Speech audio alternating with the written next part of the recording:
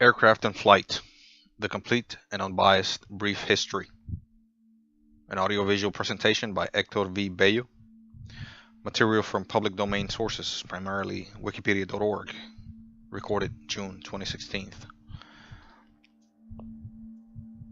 Introduction. The history of aviation has extended over more than 2,000 years, from the earliest forms of aviation, kites and attempts at tower jumping, to supersonic and hypersonic flight by powered, heavier-than-air jets. Kite flying in China dates back to several hundred years BC and slowly spread around the world. It is thought to be the earliest example of man-made flight. Some kites in China and Japan were capable of carrying a man into the air. The ancient Chinese also flew small hot air lanterns and bamboo copter toys with spinning rotors. Leonardo da Vinci's 15th century dream of flight found expression in several rational but unscientific designs, though he did not attempt to construct any of them. The discovery of hydrogen gas in the 18th century led to the invention of the hydrogen balloon. At almost exactly the same time that the Montgolfier brothers discovered the hot air balloon and began manned flights. Various theories in mechanics by physicists during the same time period, notably fluid dynamics and Newton's law of motion, led to the foundation of modern aerodynamics, most notably by Sir George Cayley. Balloons, both free-flying and tethered, began to be used for military purposes from the end of the 18th century, with the French government establishing balloon companies during the Revolution. The term aviation, noun of action, from the stem of Latin avis, bird, was coined in 1863 by French pioneer Guillaume Joseph Gabriel de la Landelle, 1812 to 1886. In aviation, all navigation aérienne. Experiments with gliders provided the groundwork for heavier-than-air craft, and by the early 20th century, advances in engine technology and aerodynamics made controlled powered flights possible for the first time. The modern airplane, with its characteristic tail, was established by 1909, and from then on, the history of the aeroplane became tied to the development of more and more powerful engines. The first great ships of the air were the rigid dirigible balloons pioneered by Zeppelin, which soon began synonymous with airships and dominated long-distance flights until the 1930s, when large flying boats became popular. After World War II, the flying boats were in their turn replaced by land planes, and the new and immensely powerful jet engine revolutionized both air travel and military aviation. In the latter part of the 20th century, the advent of digital electronics produced great advances in flight instrumentation and fly-by-wire systems. The 21st century saw the large-scale use of pilotless drones for military, civilian, and leisure use.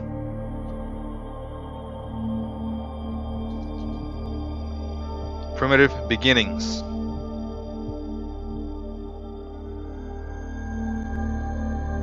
Tower jumping.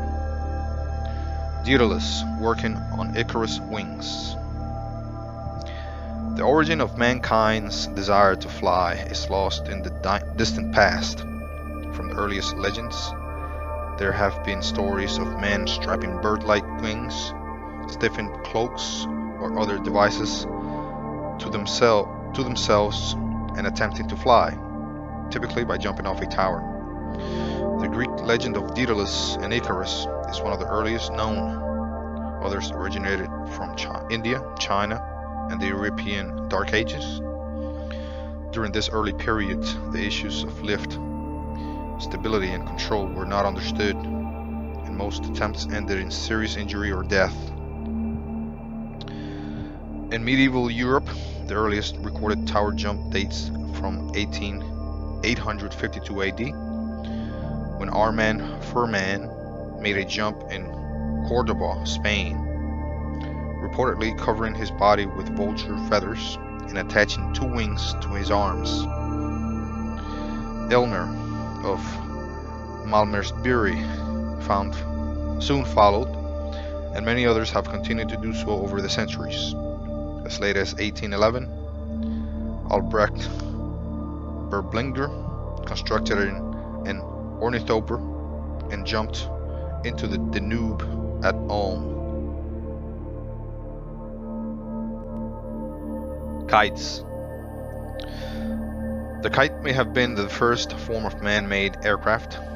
It was invented in China possibly as far back as the 5th century BC by Mozi or Modi and Luban or Konshuban. Later designs often emulated flying insects, birds, and other beasts, both real and mythical. Some were fitted with strings and whistles to make musical sounds while flying. Ancient and medieval Chinese sources describe kites being used to measure distances, test the wind, lift man, signal, and communicate and send messages. Kites spread from China around the world. After its introduction into India, the kite further evolved into the fighter kite, where an abrasive line is used to cut down other kites.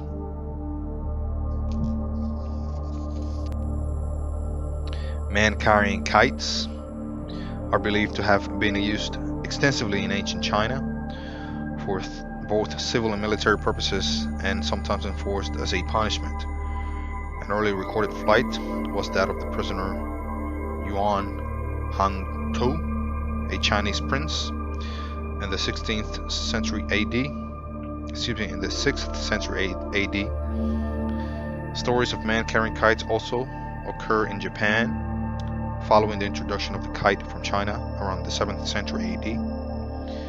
It is said that at one time there was a Japanese law against man-carrying kites.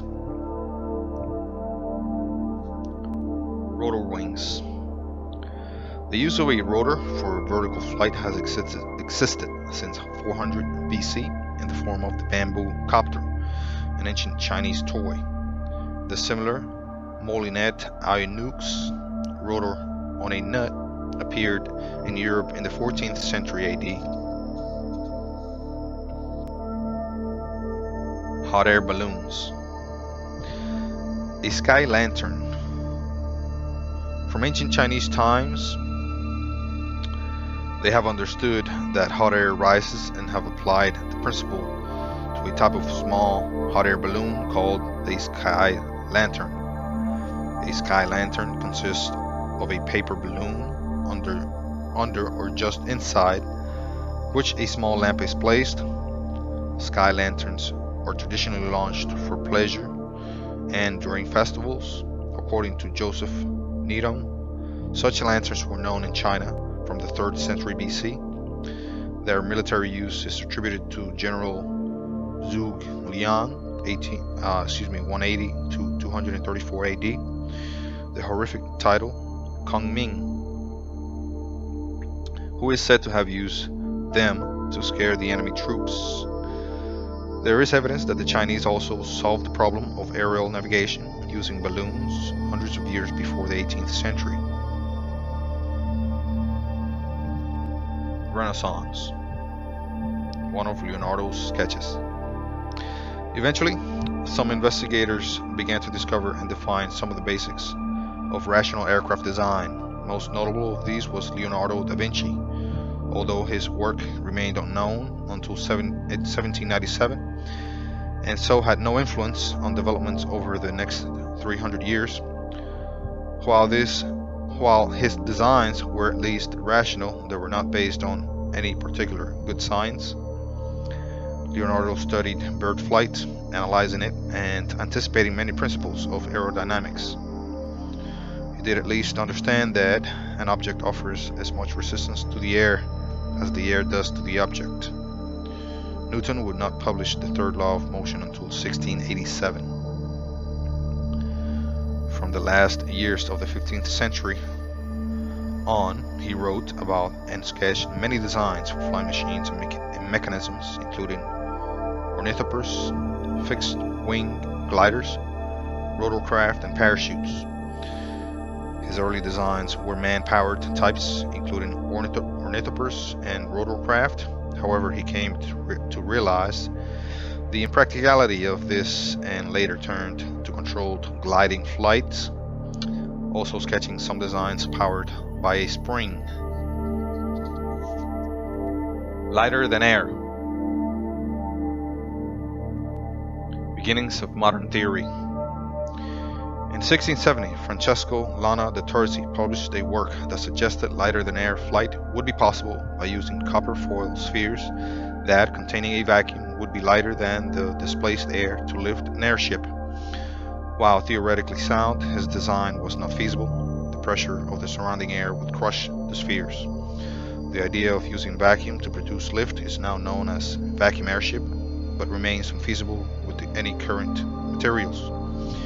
In 1709, Bartolomeu de Gusmão presented a petition to King John V of Portugal, begging for his support for his invention of an airship, in which he expressed the greatest confidence. The public test of the machine, which was set for June 24, 1709, did not take place. According to the contemporary reports, however, Gusmão appears to have made several less ambitious experiments with this machine, descending from eminences. It is certain that Gusmão was working on this principle at the public exhibition he gave before the court on August 8, 1709 in the hall of the Casa da India in Lisbon, when he propelled a ball to the roof by combustion. Balloons. In 1783, it was a watershed year for ballooning and aviation. Between June 4th and December 1st, 5 aviation firsts were achieved in France. On the 4th of June, the Montgolfier brothers demonstrated unmanned hot air balloon at Annonay, France. On 27th August, Jack Charles and Robert brothers, Les Frères Robert, launched the world's first unmanned hydrogen-filled balloon from the Champ de Mars, Paris. On 19th October, the Montgolfier brothers launched the first manned flight, a tethered balloon with humans on board, at the Folie Titan in Paris. The aviators were the scientist Jean-François Pilatre de Rosière, the manufacturer manager Jean-Baptiste Réveillon, and Gerard de Villiers. On 21st November, the Montgolfier brothers launched the first free flight with humans as passengers. King Louis XIV had originally decreed that condemned criminals would be the first pilots, but Jean de Francois Pilatre de Rosière, along with Marquis Francois de Hollandaise, successfully petitioned for the honor. They drifted 8 kilometers or 5 miles in a balloon powered by a wood fire. On the 1st of December, Jacques Charles and Nicolas Louis Robert launched their manned hydrogen balloon from the Jardin des Tuileries in Paris amid a crowd of 400,000. They ascended to a height of about 1,800 feet or 550 meters and landed at sunset, Nesles-la-Vallée, after a flight of 2 hours and 5 minutes, covering 36 kilometers. After Robert aligned, Charles decided to ascend alone. This time, he ascended rapidly to an altitude of about 9,800 feet, 3,000 meters, where he saw the sun again, suffered extreme pain in his ears, and never flew again. Ballooning became a major rage in Europe in the late 18th century, providing the first detailed understanding of the relationship between altitude and the atmosphere. Work on developing a steerable or dirigible balloon, now called an airship, continued sporadically throughout the 19th century. The first powered, controlled, sustained lighter-than-air flight is believed to have taken place in 1852, when Henry Giffard flew 15 miles or 24 kilometers in France with a steam engine driven craft. Non-steerable balloons were employed during the American Civil War by the Union Army Balloon Corps. The young Ferdinand von Zeppelin first flew as balloon passenger with the Union Army at the Potomac in 1863. In the early 1900s, ballooning was a popular sport in Britain. These privately owned balloons usually used coal gas as the lifting gas. This has half the lifting power of hydrogen, so the balloons had to be larger. However, coal was far more readily available, and the local gas works sometimes provided by a special lightweight formula for ballooning events. Airships.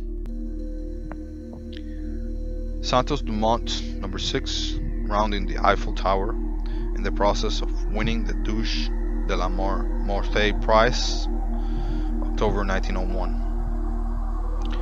Airships were originally called dirigible balloons and are still sometimes called dirigibles today. Another advance was made in 1884 when the first fully controllable free flight was made in a French Army electric-powered airship, La France, by Charles Renard and Arthur Krebs. The 170-foot or 52 meter long, 66,000 cubic foot, 1900 cube meters airship covered 8 kilometers, 5 miles in 23 minutes, with the aid of an 8.5 horsepower electric motor. Airships. However, these aircraft were generally short-lived and extremely frail. Routine controlled flights would not occur until the advent of the internal combustion engine. The first aircraft to make routine controlled flights were non-rigid airships, sometimes called blimps. The most successful early pioneering pilot of this type of aircraft was the Brazilian Alberto Santos Dumont, who effectively combined a balloon with an internal combustion engine. On 19th October 1901, he flew his airship No. 6 over Paris from the Parc des Saint Cloud around the Eiffel Tower and back in under 30 minutes to win the Duche de la Morte Prize. Santos Dumont went on to design and build several aircraft. Subsequent controversies surrounding his and others' competing claims with regard to aircraft overshadowed his great contribution to the development of airship.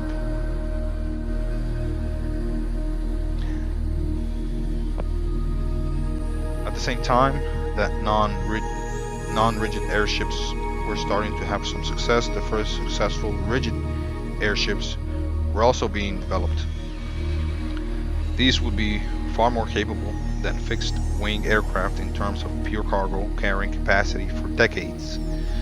Rigid airship design and advancement was pioneered by the German Count Ferdinand von Zeppelin.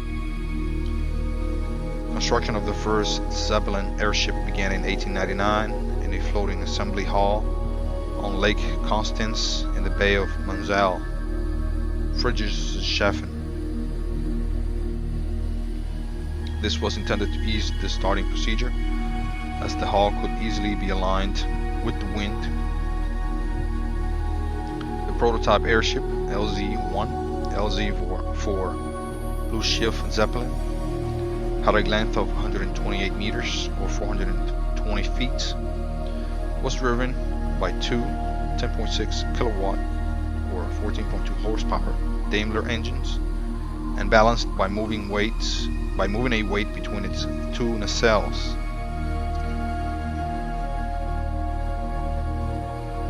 Airships. Its first flight on July 2nd, 1900 lasted for only 18 minutes as LZ-1 was forced to land on the lake after the winding mechanism for the balancing weight had broken. Upon repair, the technology proved its potential in subsequent flights, bettering 6 meter per second speed attained by the French airship La France by 3 meters per second, but could not yet convince possible investors. It would be several years before the Count was able to raise enough funds for another try. Although airships were used both in World War I and II and continue on a limited basis to this day, their development was largely overshadowed by heavier than air craft. Heavier than air.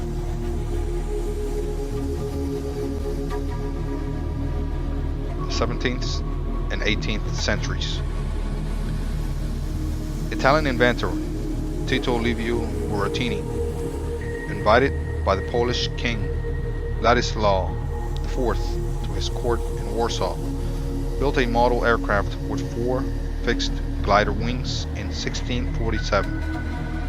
Described as 4 pairs of wings attached to an elaborate dragon, it was said to have successfully lifted a cat in 1648, but not Buratini himself. He promised that only the most minor injuries would result from landing the craft. His Dragon Volant is considered the most elaborate and sophisticated aeroplane to be built before the 19th century.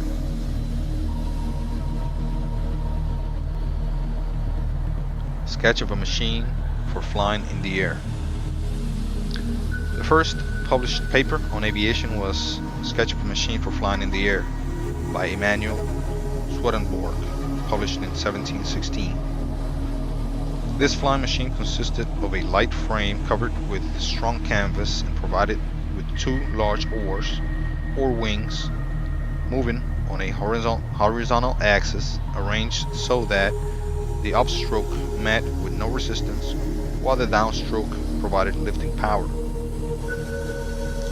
Swedenborg knew that the machine would not fly, but suggested it as a start and was confident that the problem would be solved.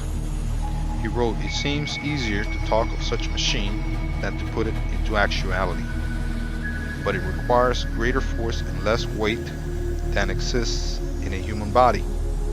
The science of mechanics might perhaps suggest a means, namely a strong spiral spring. If these advantages and prerequisites are observed, perhaps in time to come, someone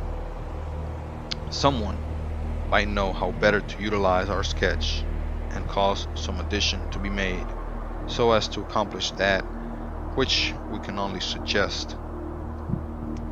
Yet there are sufficient proofs and examples from nature that such flights can take place without danger, although when the first trials are made, you may have to pay for the experience and not mind an arm or a leg."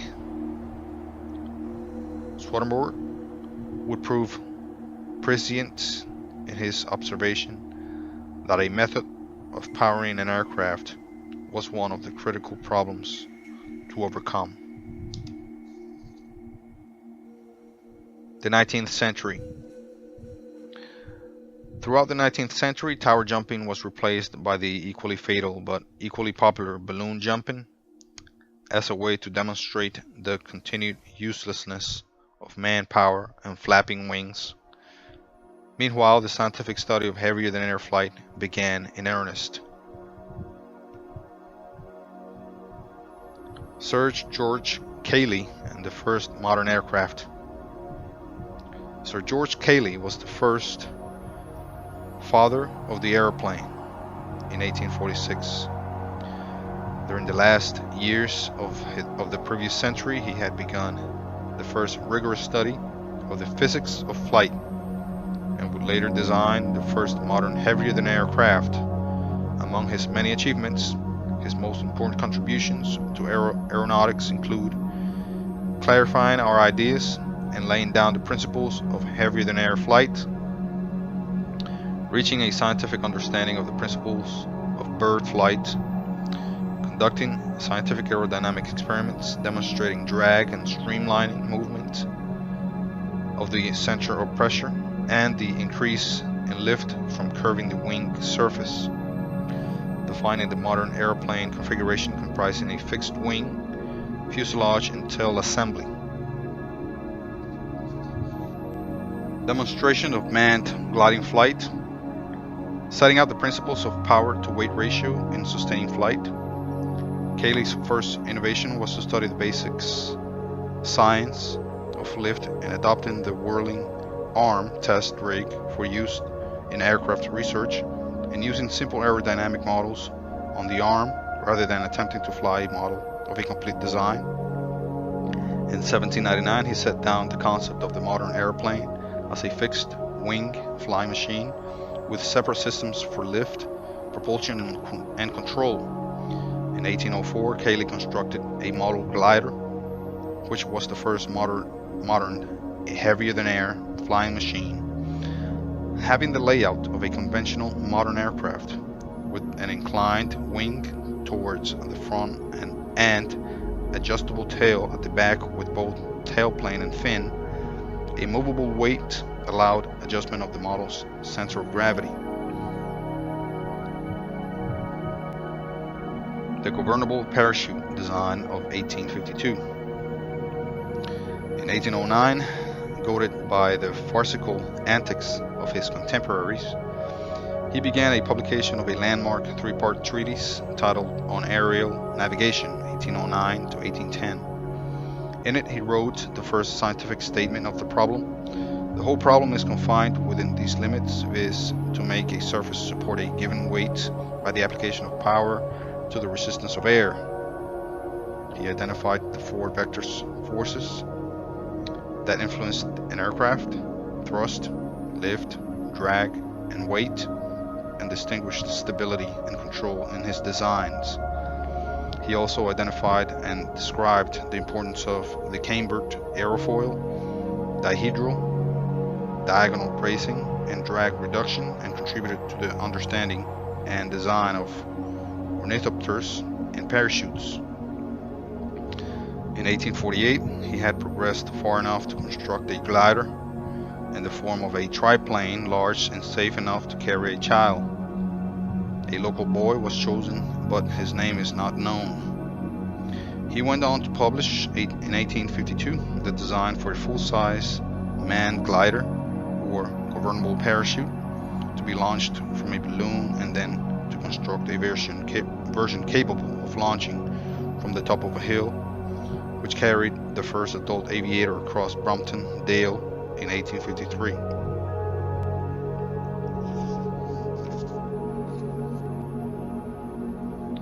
Minor inventions included the rubber-powered motor, which provided a reliable power source for research models. By 1808, he had even reinvented the wheel, devising the tension-spoked wheel, in which all compression loads are carried by the rim, allowing a lightweight undercarriage.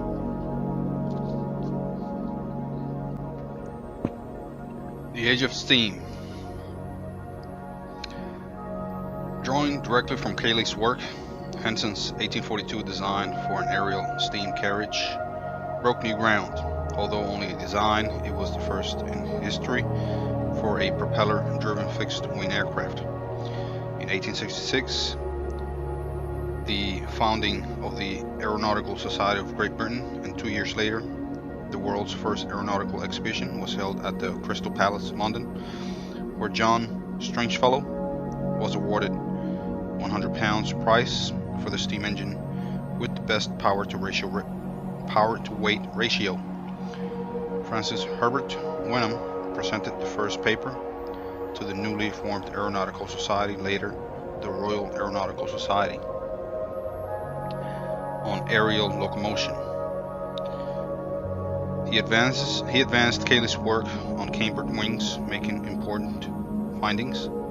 To test his ideas, from 1858, he had constructed several gliders from manned and unmanned, and with up to 5 stacked wings. He realized that long, thin wings are better than bat-like ones, because they have more leading edge for the area. Today, this relationship is known as the aspect ratio of a wing. The latter part of the 19th century became a period of intense study, characterized by the gentlemen scientists who represented most research efforts until the 20th century. Among them was the British scientist, philosopher, and inventor Matthew Piers Watt Boulton, who studied lateral flight control and was the first to patent an aileron control system in 1868. In 1871, Wenham and Browning made the first wind tunnel. Felix du Temple's 1874 monoplane, shown in the picture in the center. Meanwhile, the British advances had galvanized French researchers. In 1857, Felix du Temple proposed a monoplane with a tail plane and retractable and undercarriage, developing his ideas with a model powered first by clockwork and later by steam. He eventually achieved a short hop with a full-sized manned aircraft in 1874. It achieved liftoff under its own power after launching from a ramp, glided for a short time, and returned safely. In 1856, Frenchman Jean-Marie Lebris made the first flight higher than 1865 of departure Pierre by having his glider, influential book L'Albatros Artificiel, pulled by a horse on a beach. He reportedly achieved a height of 100 meters over a distance of 200 meters. Plano 4 model airplane by Alphonse Pénaud, 1871, shown in the picture on the left side. Alphonse Pénaud, a Frenchman living from 1850 to 1880, advanced the theory of wing contours and aerodynamics and constructed successful models of aeroplanes, helicopters, and ornithopters. In 1871, he flew the first aerodynamically stable fixed-wing aeroplane, a model monoplane he called the Plano 4, a distance of 40 meters, 130 feet. Pénaud's model incorporated several Cayley's discoveries, including the use of a tail wing dihedral for inherent stability and rubber power. The Plano 4 also had longitudinal stability, being trimmed such that the tailplane was set at a smaller angle of incidence than the wings, an original and important contribution to the theory of aerodynamics or aeronautics. Pénaud's later project for an amphibian aeroplane, although never built, incorporated other modern features: a tailless monoplane with a single vertical fin and twin tractor propellers. It also featured hinged rear elevator and rudder surfaces, retractable undercarriage, and a fully enclosed instrumented cockpit.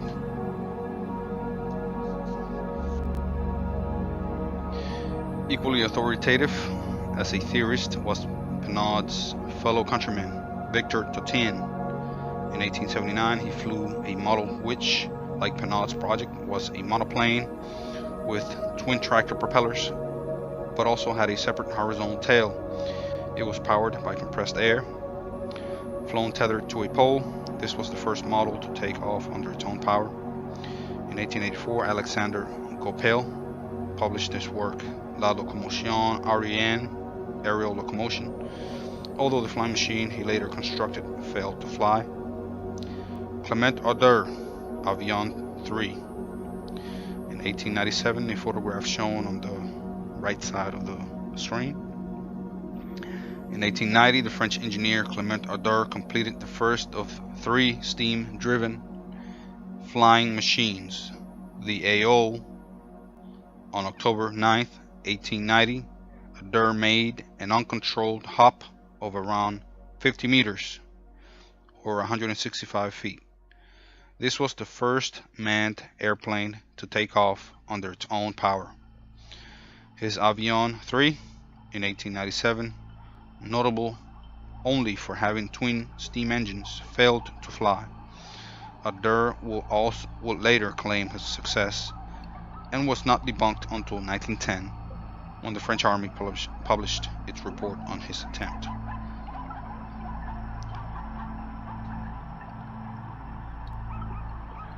Sir Hiram Maxim was an American engineer who had moved to England.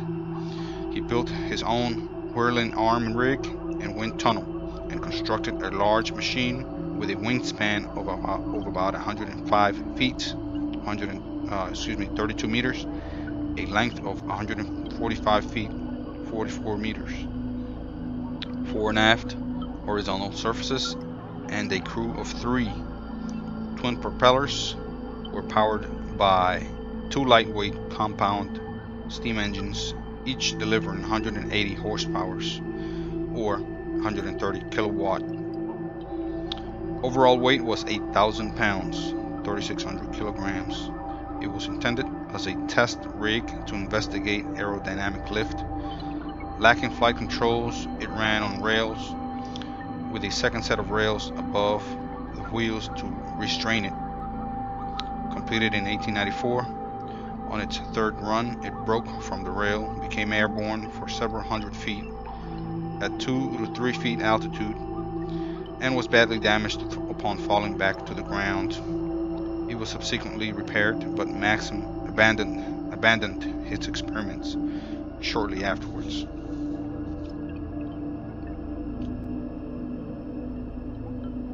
Learning to glide. The Biot Massa glider, restored and on display at the Musée de l'Air in the last decade or so of the 19th century, a number of key figures were refining and defining the modern airplane. Lacking a suitable engine, aircraft work focused on stability and control of gliding flight. In 1879, Biot constructed a bird-like glider with the help of Massa and flew it briefly. It is preserved in the Musée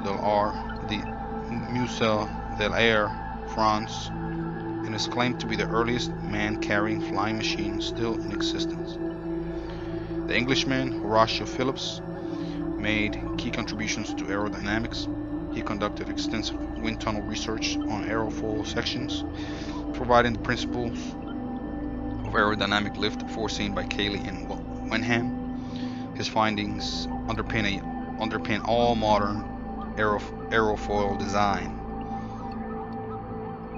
Otto Lilienthal, shown in the picture on the right side of the screen, May 29, 1895, became known as the Glider King or Flying Man of Germany. He duplicated Wenham's work and greatly expanded on it in 1884, publishing his research in 1889 as Bird Flight as the Basis of Aviation. He also produced a series of hang gliders, including batwing, monoplane, and biplane forms, such as the Derwitzer glider and normal soaring apparatus. Starting in 1891, he became the first person to make controlled untethered glides routinely, and the first to be photographed flying a heavier-than-air machine. Stimulating interest around the world, he rigorously documented his work, including photographs, and for this reason is one of the best known of the early pioneers. Lilienthal made over 2,000 glides until his death in 1896 from injuries sustained in a glider crash.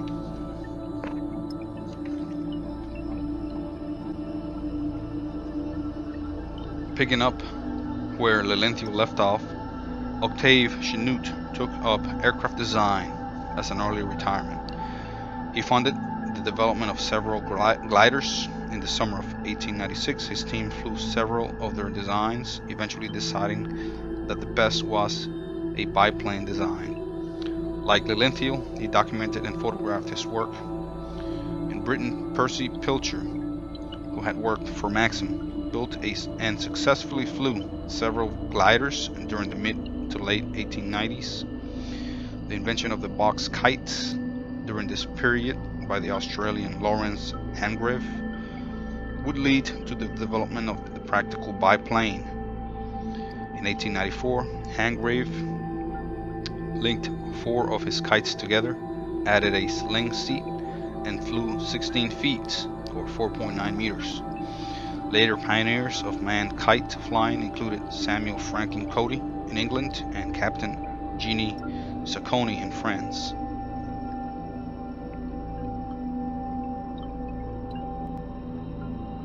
Langley, shown on the screen, the first failure of Langley's manned aerodrome on the Potomac River, October 7, 1903. After a distinguished career in astronomy and shortly before becoming secretary of the Smithsonian Institution, Samuel Pierpont Langley started a serious investigation into aerodynamics at what is today the University of Pittsburgh. In 1891, he published Experiments in Aerodynamics detailing his research, and then turned to building his designs.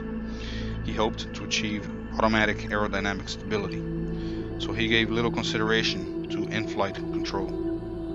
On May 6, 1896, Langley's Aerodrome No. 5 made the first successful sustained flight of an unpiloted, engine-driven, heavier-than-air craft of substantial size. It was launched from a spring-actuated catapult mounted on top of a houseboat on the Potomac River near Quantico, Virginia.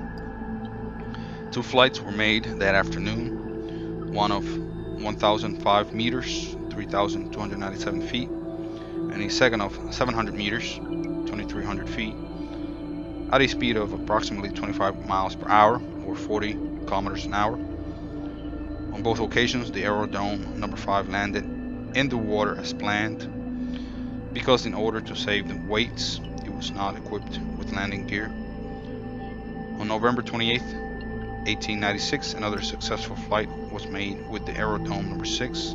This flight, 1,460 meters, was witnessed and photographed by Alexander Graham Bell. The Aerodrome No. 6 was actually Aerodrome No. 4 greatly modified, so little remained of the original aircraft that it was given a new designation.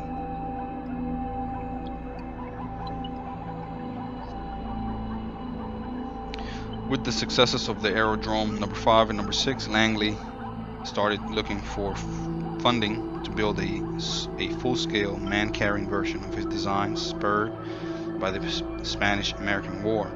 The U.S. government granted him $50,000 to develop a man-carrying flying machine for aerial reconnaissance. Langley planned on building a scaled-up version known as the Aerodrome A, and started with the smaller quarter-scale Aerodrome, which flew twice on June 19, 1901, and then again with a newer and more powerful engine in 1903. Manly. With the basic design apparently successfully tested, he then turned to the problem of a suitable engine. He contracted Stephen Balzer to build one, but was disappointed when it delivered only 8 horsepower, 6.0 kilowatts, instead of the 12 horsepower, 8.9 kilowatt he expected. Langley's assistant, Charles M. Manley, then reworked the design into a 5-cylinder water-cooled radial that delivered 52 horsepower, 39 kilowatts at 950 RPM, a feat that took years to duplicate. Now, with both power and design, Langley put the two together with great hopes. To his dismay, the resulting aircraft proved to be too fragile. Simply scaling up the original small models resulted in a design that was too weak to hold itself together. 2 launches in the late 1903 both ended with the aerodrome immediately crashing into the water. The pilot, Manley, was rescued each time. Also, the aircraft's control system was inadequate to allow quick pilot responses, and it had no method of lateral control, and the aerodrome's aerial stability was marginal. Langley's attempts to gain further funding failed, and his efforts ended. 9 days after his second abortive launch on December 8th, the Wright brothers successfully flew their flyer. Glenn Curtiss made 93 modifications to the aerodrome and flew this very different aircraft in 1914. Without acknowledging the modifications, the Smithsonian Institution asserted that Langley's aerodrome was the first machine capable of flight.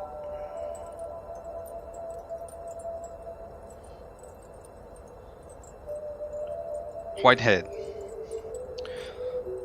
As shown on the screen, top left, The number one monoplane seen from the rear. Whitehead sits beside it with daughter Rose in his lap. Others in the photo are not identified. Gustave Whitehead was a German who emigrated to the United States, where he soon changed his name to Gustave Whitehead. From 1897 to 1915, he designed and built early flying machines and engines. On August 14, 1901, 2.5 years before the Wright brothers' flight, he claimed to have carried out a controlled, powered flight in his number 21 monoplane at Fairfield, Connecticut.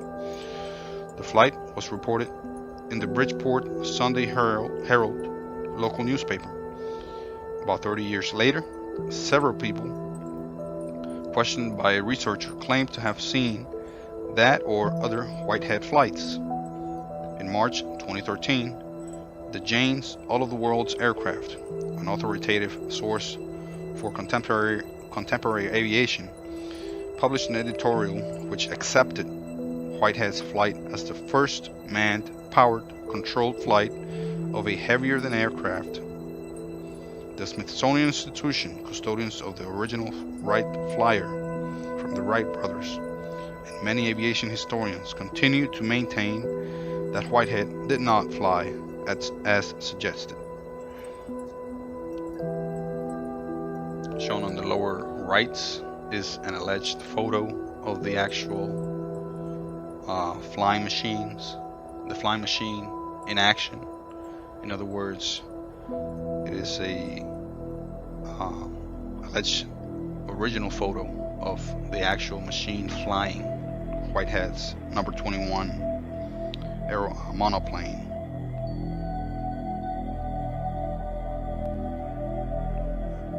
The Wright brothers.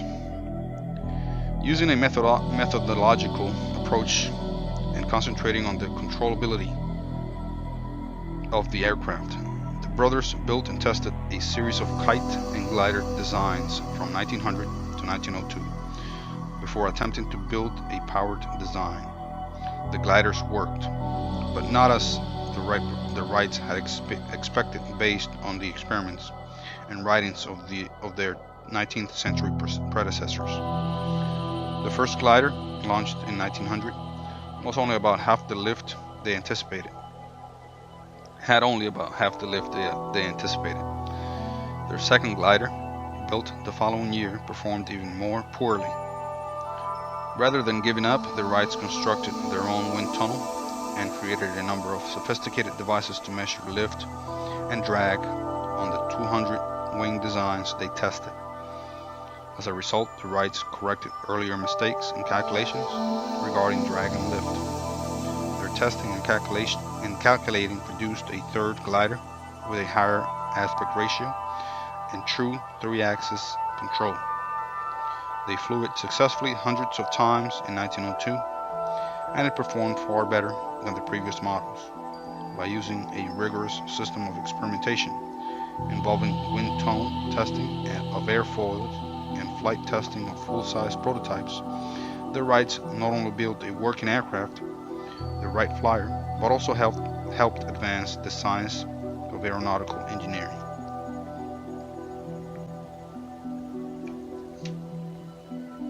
The Wrights appeared to be the first to make serious studied attempts to simultaneously solve the power and control problems. Both problems proved difficult, but they never lost interest. They solved the control problem by inventing wing warping for roll control combined with simultaneous yaw control with a steerable rear rudder. Almost as an afterthought, they designed and built a low-powered internal combustion engine. They also designed and carved wooden propellers that were more efficient than any before, enabling them to gain adequate performance from their low engine power.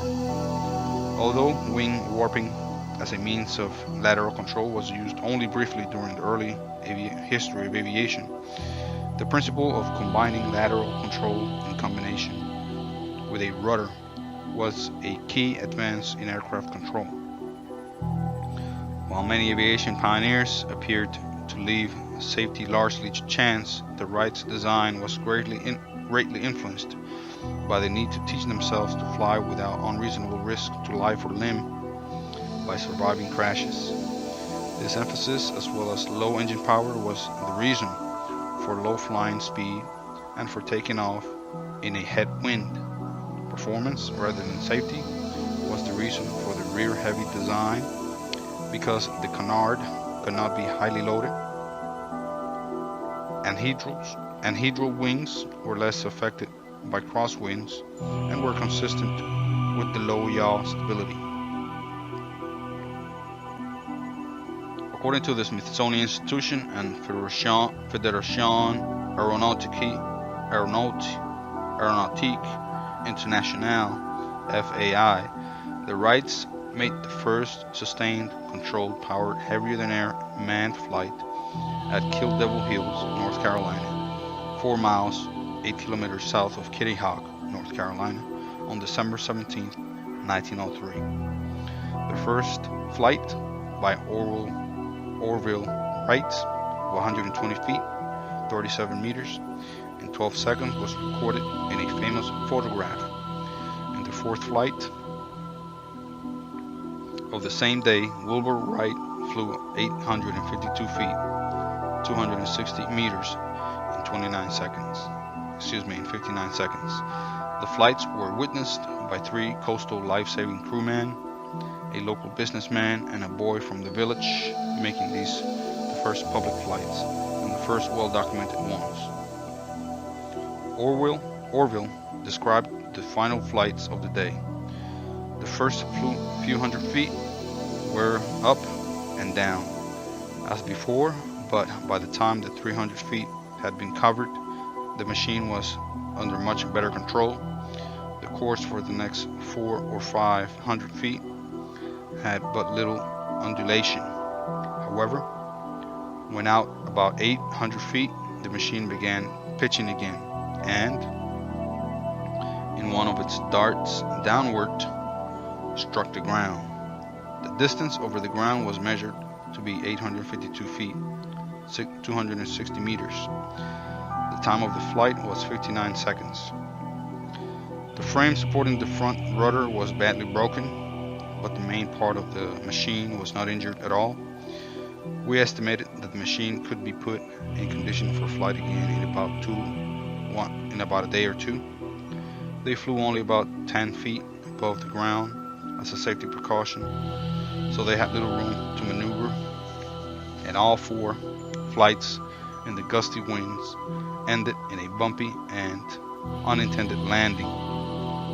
Modern analysis by Professor Fred E.C. Kulick and Henry R. Rex, 1985, has demonstrated that the 1903 Wright Flyer was so unstable as to be almost unmanageable by anyone but the Wrights, who had trained themselves in the 1902 glider.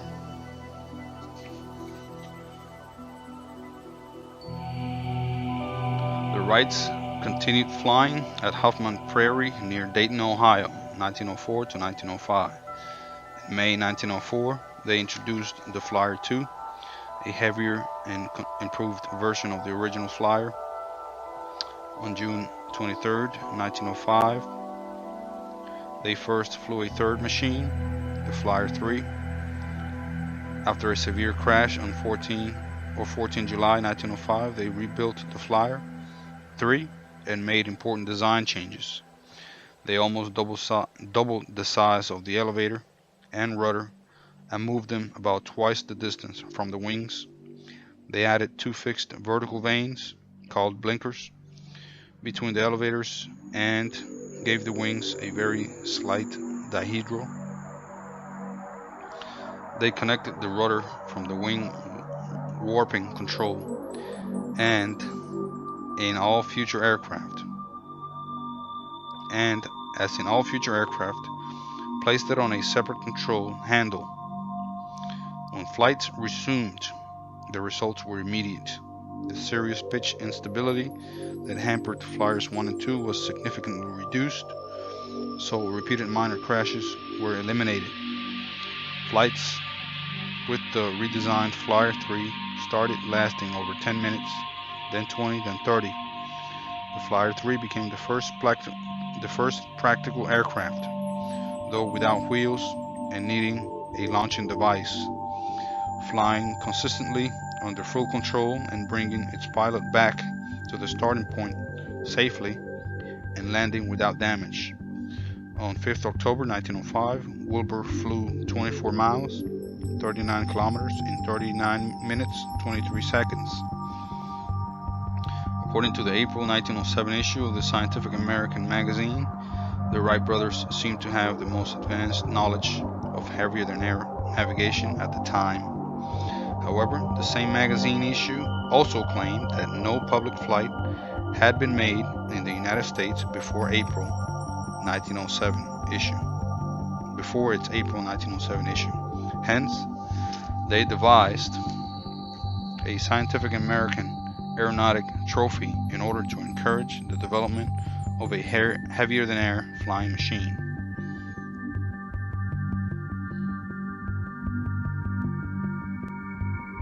The Pioneer Era, 1904-1914.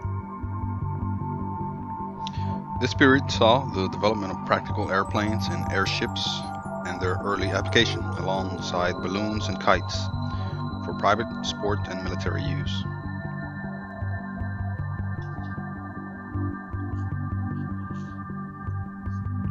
European pioneers.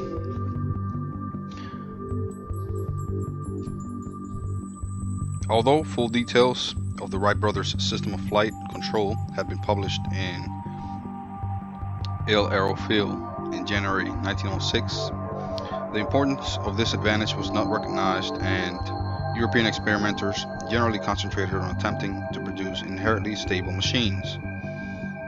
Short-powered flights were performed in France by Romanian engineer Traian Voia on March 18th and August 19th, 1906, when he flew 12 and 24 meters, respectively, in a self-designed, fully self-propelled fixed-wing aircraft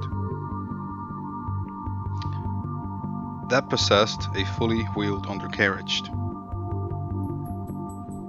He was followed by Jacob Ellenhammer, who built a monoplane which he tested with a tether in Denmark on September 12, 1906, flying 42 meters. On September 13, 1906, a day after Ellenhammer's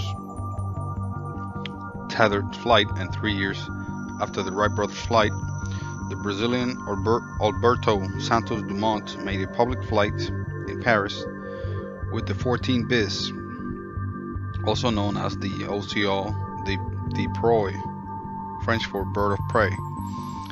This was a canard configuration with pronounced wing dihedral and covered a distance of 600 meters or 200 feet on the grounds of the Château de Bagatelle in Paris, Bois de Boulogne, before a large crowd of witnesses. This well-documented event was the first flight verified by the Aero Club of France of a powered, heavier-than-air machine in Europe, and won the Douche Archdeacon Prize for the first officially observed flight greater than 25 meters, 82 feet. On November 12, 1906, Santos Dumont set the world record recognized by the Federation of Aéronautique Internationale by flying 220 meters, 720 feet, in 21.5 seconds. Only one more brief flight was made by the 14 bis in March 1907, after which it was abandoned. In March 1907, Gabriel Boisien flew the first example of his Boisien biplane. On 13th January 1908, a second example of the type was flown by Henry Foreman to win the Douche Archdeacon Grand Prix d'Aviation prize for a flight in which the aircraft flew a distance of more than a kilometer and landed at the point where it had taken off. The flight lasted 1 minute and 28 seconds. Flight as an established technology. Alberto Santos Dumont flying the Moiselle over Paris. Santos Dumont later added ailerons between the wings in an effort to gain more lateral stability.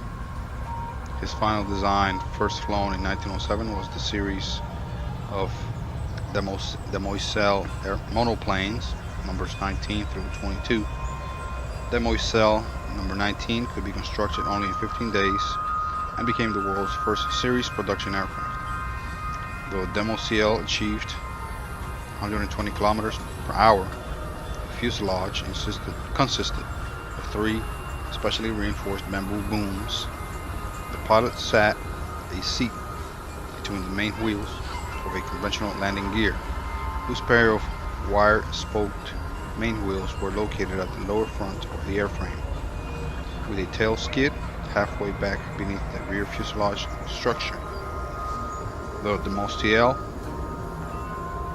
was controlled in flight by a cruciform tail unit hinged on a form of universal joint at the aft end of the fuselage structure to function as an elevator and rudder, with roll control provided through wing warping, number 20, with the wings only warping down. In 1908, Wilbur Wright traveled to Europe and, starting in August, gave a series of flight demonstrations at Le Mans in France. The first demonstration, made on 8th August, attracted an audience including most of the major French aviation experimenters, who were astonished by the clear superiority of the Wright brothers' aircraft, particularly its ability to make tight controlled turns. The importance of using roll control in making turns was recognized by almost all European experimenters. Henry Foreman fitted ailerons to his Voisin biplane, and shortly afterwards set up his own aircraft construction business, whose first product was the influential Farman III biplane. The following year saw the widespread recognition of powered flight as something other than the preserve of dreamers and eccentrics. On 25th of July, Louis Blériot won worldwide fame by winning a £1,000 prize offered by the British Daily Mail newspaper for a flight across the English Channel. And in August, around 500,000 people, including the President of France, Armand Vallières, and David Lloyd George, attended one of the first aviation meetings, the Grand Semaine d'Aviation at Reims.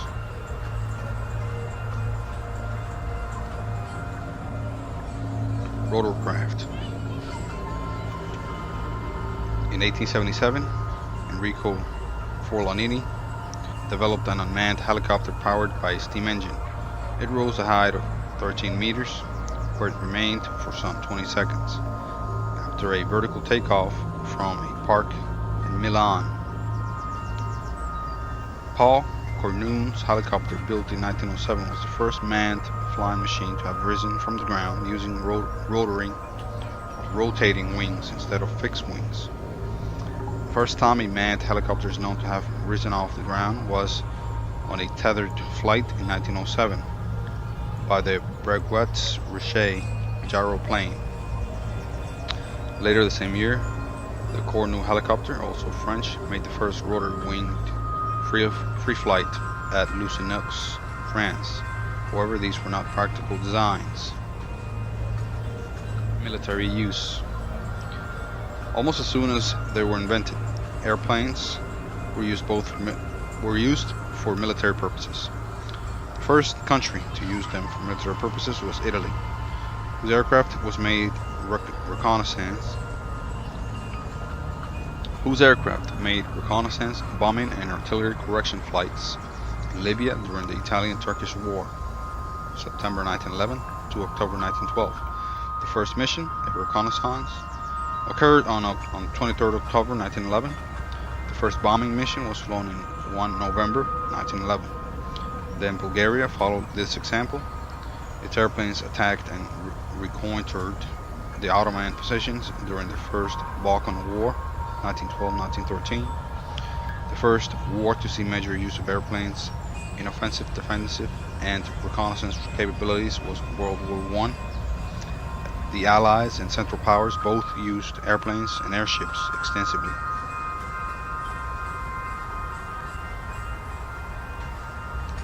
While the concept of using an airplane as an offensive weapon was generally discounted before World War I, the idea of using it for photography was one that was not lost on any of the major forces.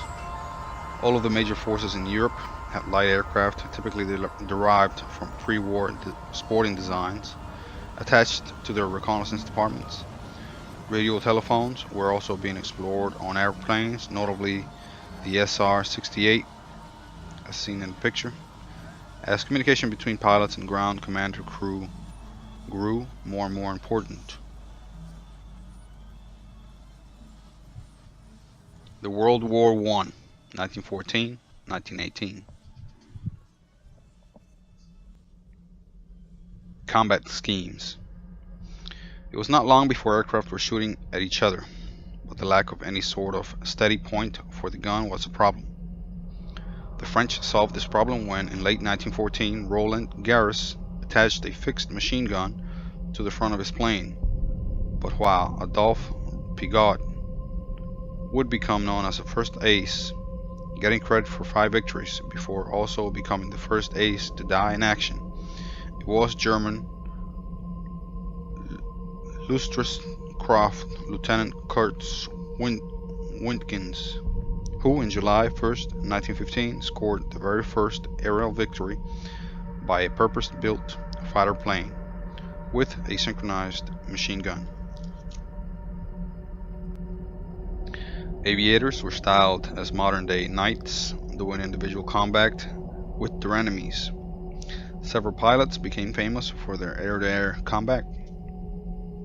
The most well-known is Manfred von Richthofen, better known as the Red Baron, who shot down 80 planes in air-to-air combat with several different planes, the most celebrated of which was the Fokker DR-1 on the Allied side. René Paul Fonck is credited with most all-time victories at 75, even when later wars were considered.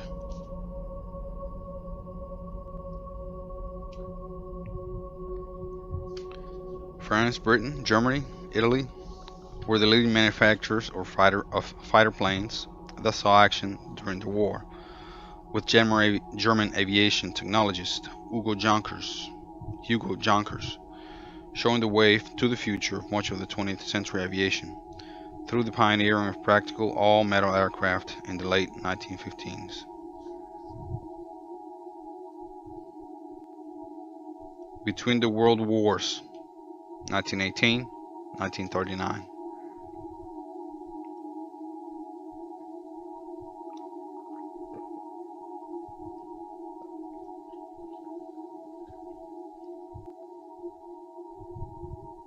The years between World War I and World War II saw great advances in aircraft technology.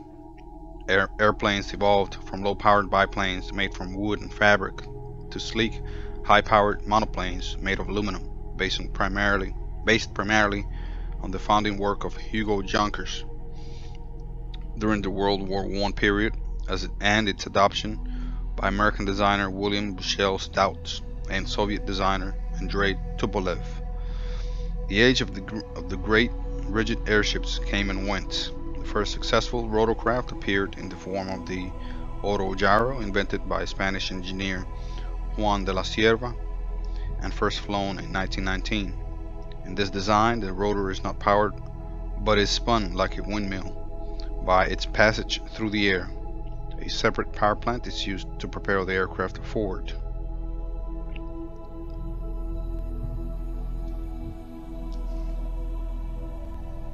After World War I, experienced fighters were eager to show off their new skills. Many American pilots became barnstormers, flying into small towns across the country and showing off their flying abilities, as well as taking paying passengers for rides. Eventually, the barnstormers grouped into more organized displays. Air shows sprang up around the country, with air races, acrobatic stunts, and feats of air superiority. The air races drove engine and airframe development. The Schneider Trophy, for example, led to a series of ever faster and sleeker monoplane designs, culminating in the Supermarine S-6B with pilots competing for cash prizes. There was an incentive to go faster. Amelia Earhart was perhaps the most famous of those of the barnstorming airshow circuit.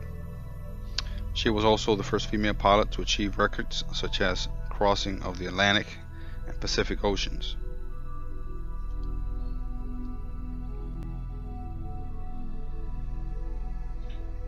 Other prizes for distance and speed records also drove developments forward. For example, on June 14, 1919, Captain John Alcock and Lieutenant Arthur Brown piloted a Vickers Vimy non-stop from St. John's, Newfoundland to Clifton, Ireland, winning the 13,000 pounds or $65,000 Northcliffe Prize, the first flight across the South Atlantic, and the first aerial crossing using astronomical navigation was made by the naval aviators Cago Coutinho and Sacadura Cabral in 1922 to Lisbon, Portugal, and Rio de Janeiro, Brazil. From Lisbon, Portugal, and to Rio de Janeiro, Brazil, with only internal means of navigation, in an aircraft specifically fitted for himself, with an artificial horizon for aeronautical use, an invention that revolutionized air navigation at the time. Cago Coutinho invented a type of sextant incorporating two spirit levels to provide an artificial horizon. 5 years later, Charles Lindbergh took the Ortec Prize, $25,000, for the first solo non-stop crossing of the Atlantic. Months after, Lindbergh, Paul Redfern was the first to solo the Caribbean Sea and was last seen flying over Venezuela.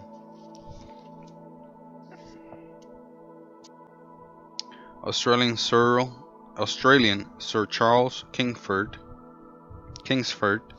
Smith was the first to fly across the larger Pacific Ocean in the Southern Cross. His crew left Oakland, California, to make the first trans-Pacific flight to Australia in 3 stages.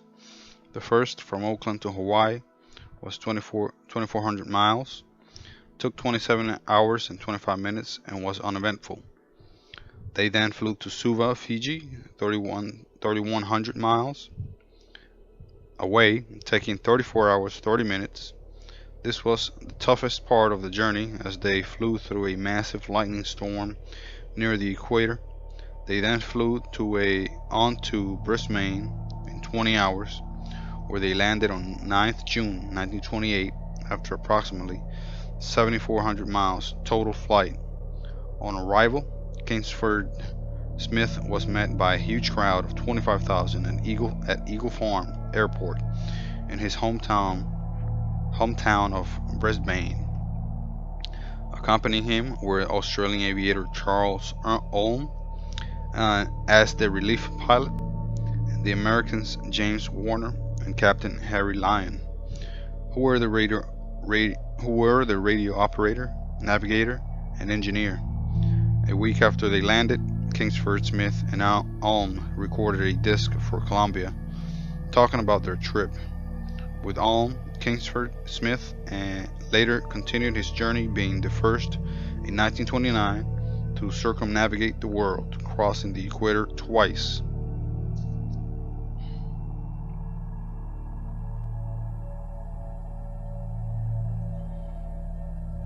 The first lighter-than-air crossings of the Atlantic were made by airship.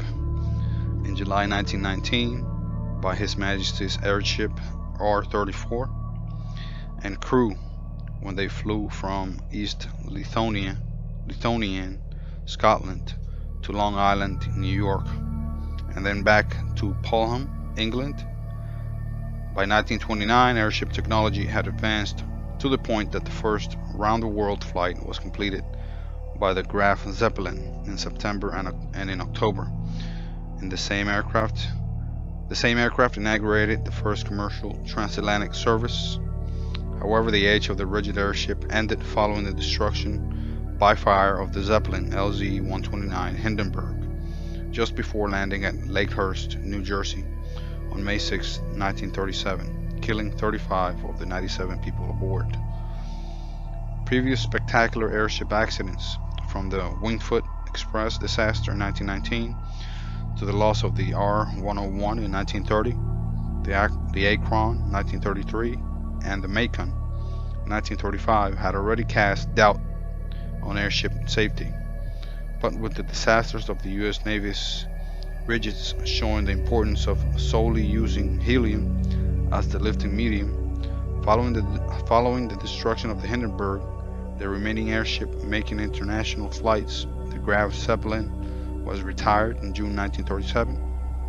Its replacement, the rigid airship Graf Zeppelin II, made a number of flights primarily over Germany from 1938 to 1939, but was grounded when Germany began World War II. Both remaining German Zeppelins were scrapped in 1940 to supply metal for the German Luftwaffe. The last American rigid airship, the Los Angeles, which was not flown since 1932, was dismantled in late 1939.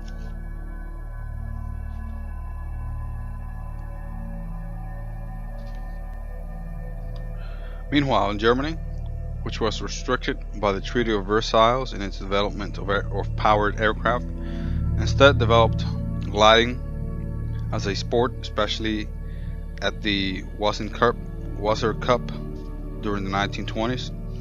In its various forms, in the 21st century, sailplane aviation was now over 400,000 participants.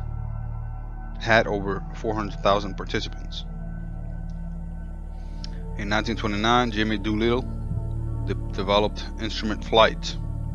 1929 also saw the first flight of, by far, the largest plane ever built until then, the Dornier DoX, with a wingspan of 48 meters.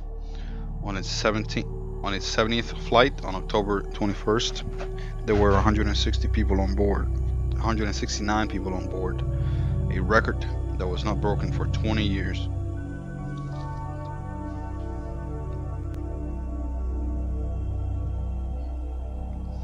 Less than a decade after the development of the first practical rotorcraft of any type with the autogyro in the Soviet Union, Boris N. Yurev and Alexei M.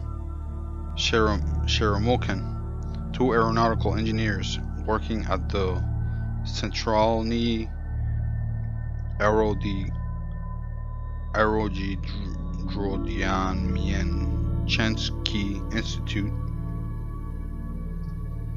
or the Central Aerodynamic Institute, constructed and flew the TS-AGI-1EA single rotor helicopter, which used an open tubing framework and a 4-blade main rotor and twin sets of 1.8 meter 5.9 diameter anti-torque rotors, one set of 2 at the nose and one set of 2 at the tail, powered by 2 M2 power plants.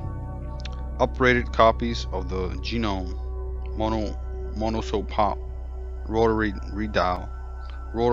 radio engine of World War I, the TS-AGI-1EA made several successful low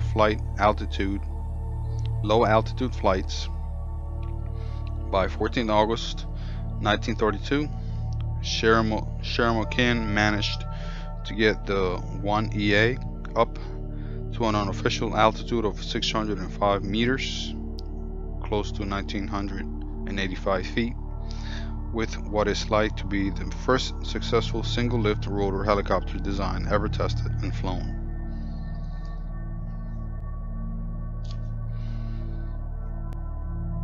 Only 5 years after the German Dornier DOX had flown, Tupolev designed the largest aircraft of the 1930s era, the Maxim Gorky, in the Soviet Union by 1934 as the largest aircraft ever built using the Junkers methods of metal aircraft construction. In the 1930s, development of the jet engine began in Germany and Britain. Both countries would go on to develop jet aircraft by the end of World War II.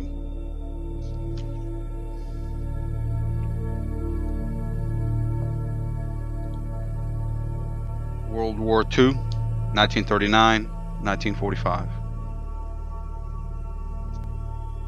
World War II saw a great increase in the pace of development and production, not only of aircraft but also of the associated flight-based weapon delivery systems. Air combat tactics and doctrines took advantage. Large-scale strategic bombing campaigns were launched, fighter escorts introduced, and the more flexible aircraft and weapons allowed precise attacks on small targets with dive bombers, fighter bombers, and ground attack aircraft. New technologies like radar also allowed more coordinated, controlled deployment of air defense. The Me-262, the world's first operational jet fighter, seen on the picture left side. The first jet aircraft to fly was the Heinkel HE-178 from Germany, flown by Erich Warsitz in 1939, followed by the world's first operational jet aircraft, the Me-262 in July 1942, and the world's first jet-powered bomber, the Arado AR-234, in June 1943. British developments like the Gloucester Meteor followed afterwards, but saw only brief use in the World War II. The first cruise missile, the V-1, first ballistic missile, the V-2, and the first, and to date the only, operational rocket-powered combat aircraft, the Me-163, with attained velocities of up to 1,130 kilometers per hour or 700 miles per hour in test flights, and the first vertical takeoff manned point defense interceptor, the Bakum BA-349 Nader, that were also developed by Germany.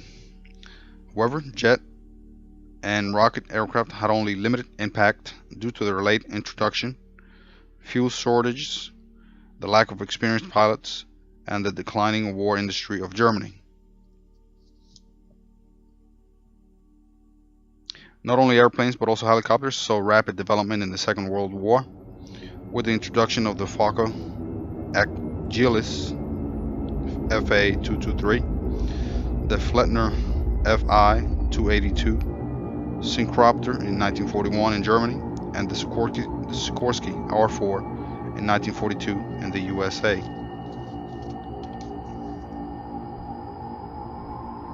The post-war era, 1945 to 1979.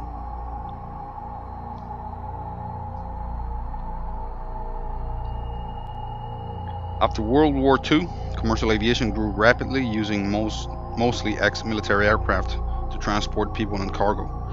This growth was accelerated by the glut of heavy and super heavy bomber airframes like the B-29 and Lancaster that could be converted into commercial aircraft.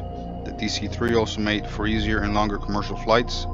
The first commercial jet airliner to fly was the British de Havilland Comet. By 1952, the British state airline BOAC had introduced the Comet into scheduled service. While a technical achievement, the plane suffered a series of highly public failures, as the shape of the windows led to cracks due to metal fatigue. The fatigue was caused by cycles of pressurization and depressurization of the cabin, and eventually led to catastrophic failure of the plane's fuselage. By the time of the problems were overcome, the jet airliner designs had already taken to the skies.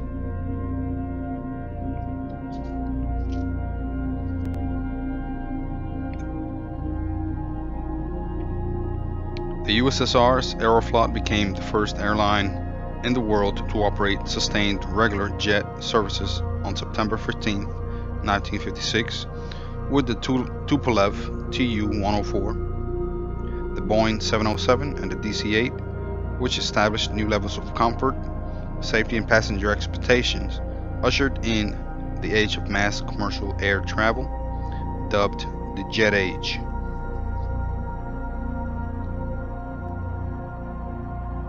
In October 1947, Chuck Yeager took the rocket-powered Bell X-1 through the sound barrier. Although anecdotal evidence exists that some fighter pilots may have done so while dive-bombing ground targets during the war, this was the first controlled, level flight to exceed the speed of sound. Further barriers of distance fell in 1948 and in 1952 with the first jet crossing of the Atlantic and the first non-stop flight to Australia.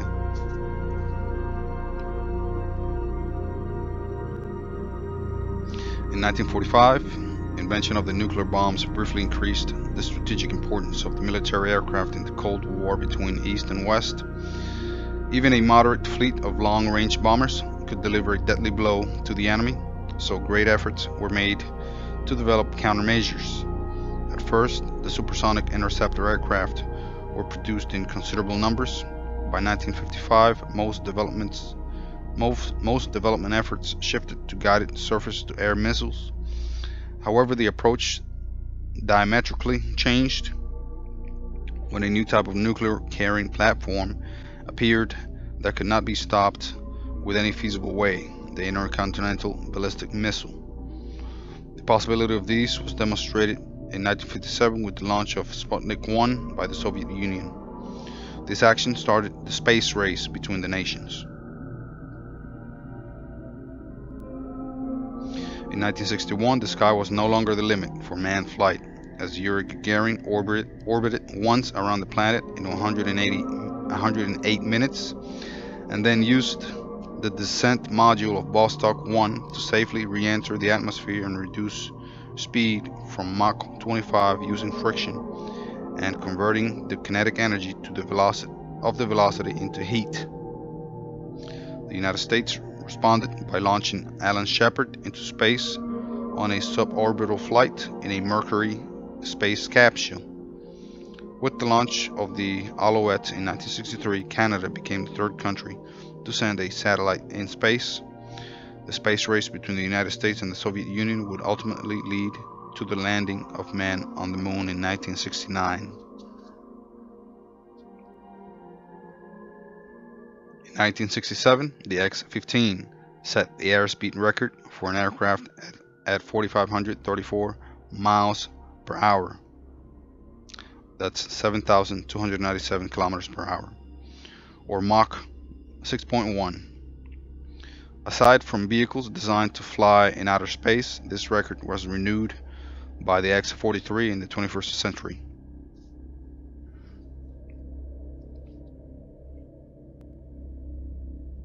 The Harrier jump jet, as seen on the picture on the left, often referred to as just Harrier or jump jet, is a British designed military jet aircraft capable of vertical short takeoff and landing, or VSTOL, via thrust vectoring.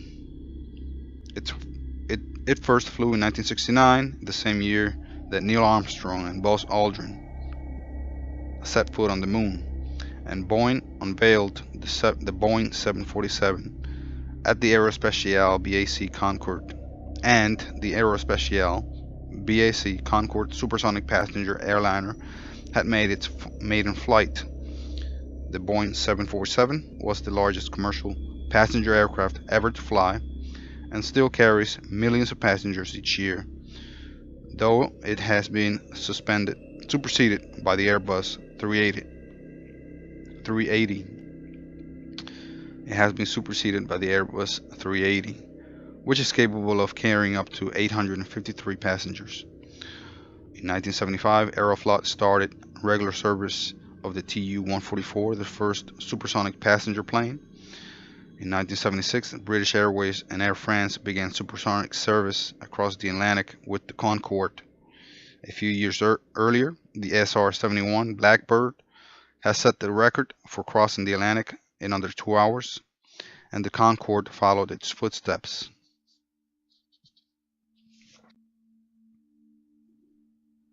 In 1975, the Gossamer Albatross became the first human-powered aircraft to cross the English Channel. This achievement finally saw the realization of centuries of dreams of human flight.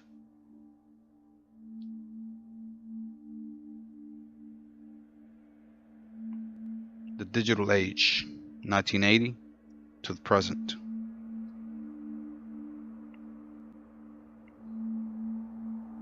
In 1986, Dick Rutan and Gianna Yeager flew an aircraft, the Rutan Voyager, around the world, unrefueled and without landing.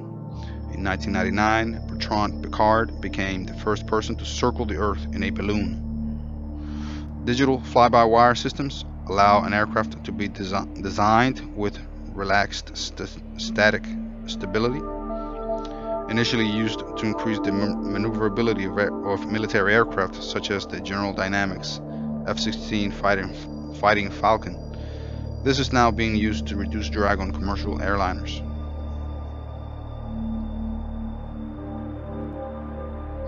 In the beginning of the 21st century, digital technology allowed subsonic military aviation to begin eliminating the pilot in favor of remotely operated or completely autonomous unmanned aerial vehicles, or UAVs. In April 2001, the unmanned aircraft, the Global Hawk, flew from Edwards Air Force Base in the US to Australia non-stop and unrefueled. This is the longest point-to-point flight ever undertaken by an unmanned aircraft, and it took 23 hours and 23 minutes. In October 2003, the first totally autonomous flight across the Atlantic by a computer-controlled model aircraft occurred. UAVs are now an established feature of modern warfare, carrying out pinpoint attacks under the control of a remote operator.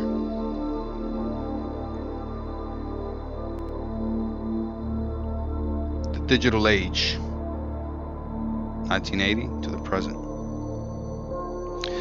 The U.S. Centennial Flight Commission was established in 1999 to encourage the broadest national and international participation in the celebration of the 100 years of powered flight. It publicized and encouraged a number of programs, projects, and events intended to educate people about the history of aviation. Major disruptions to air travel in the 21st century included the closing of the U.S. airspace due to the September 11th attacks, and the closing of most European airspace after the 2010 eruption of the volcano.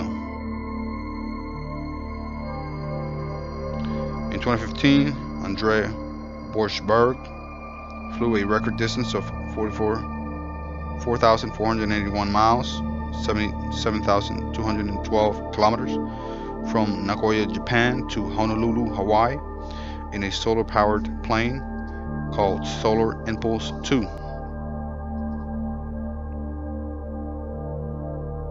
This is the end of the presentation. Thank you for listening and watching. These are the references.